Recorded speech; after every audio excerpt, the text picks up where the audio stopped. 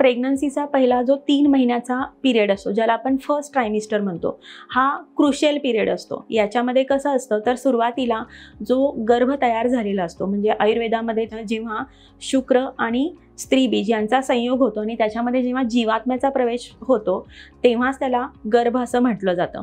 आणि याच्यामध्ये सुरुवातीला कसं असतं तर तो जो गर्भ असतो कलल स्वरूपामध्ये असतो, म्हणजे एकदम तो नाजूक असतो। इम्प्लांटेशनचा पिरियड सुरू असतो आणि त्यामुळे काय होतं तर पहिल्या 3 महिन्यांमध्ये जरी तुमची नॅचरली प्रेग्नन्सी जरी असेल तरी पहिले 3 महिने हा क्रुशियल पिरियड असतो। तेव्हा गर्भस्राव किंवा गर्भपाताचं जे काही प्रमाण असतं किंवा त्याचा जो धोका असतो तो टाळण्यासाठी आयुर्वेदामध्ये काही विशिष्ट आहार विहार सांगितलेला आहे, ज्याला आपण गर्भिणी परिचर्या असं म्हटलं जातं आयुर्वेदामध्ये।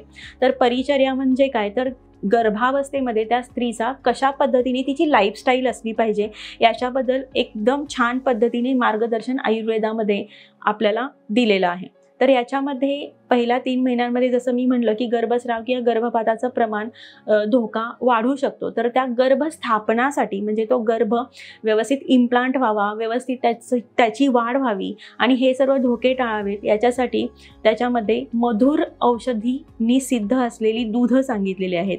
मग त्याच्यामध्ये जसे यष्टीमधू आहे किंवा काश्मीरी फळ आहे, ज्यांचा तो गर्भस्थापनेसाठी म्हणजे ॲबॉर्शन होऊ नयेत याच्यासाठी ते औषधं काम करतात। अशा औषधांनी सिद्ध दूध सांगितलेली आहेत घ्यायला, किंवा ज्याच्यामध्ये जीवनीय औषधं म्हणतो की त्या गर्भामध्ये जीवन व्यवस्थित निर्माण व्हावं याच्यासाठी काही औषधी सांगितलेली आहेत, त्यांचा सुद्धा वापर याच्यामध्ये केला जातो। त्यासोबत दूध, तूप याच्यासारखे जी काही रसायन द्रव्य आहेत ज्याच्यामुळे गर्भाचं पोषण आणि गर्भाची वृद्धी चांगल्या पद्धतीने होईल अशी जो काही आहार आहे जो पचण्यासाठी हलका असावा, हृद्य म्हणजे ज्याच्यामुळे आपल्याला आपलं मानसिक समाधान किंवा आपले जे मेंटल स्ट्रेस आहे तो मेंटेन होण्यासाठी मदत होते, आणि पचण्यासाठी हलका आहार सांगितलेला आहे।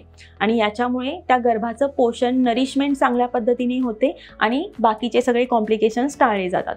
त्यासोबत गर्भावस्थेच्या पहिल्या 3 महिन्यांमध्ये जसा हार्मोनल इम्बॅलन्स झालेला असतो आणि त्याच्यामुळे त्या स्त्रीला या सर्व गोष्टींमुळे एकतर तिचे मूड स्विंग्स होत असतात, तिला मळमळ उलटीसारखा किंवा अपचनासारखे त्रास होत असतात, त्यामुळे ती मेंटली पण डिस्टर्ब असते आणि फिजिकली सुद्धा डिस्टर्ब असते।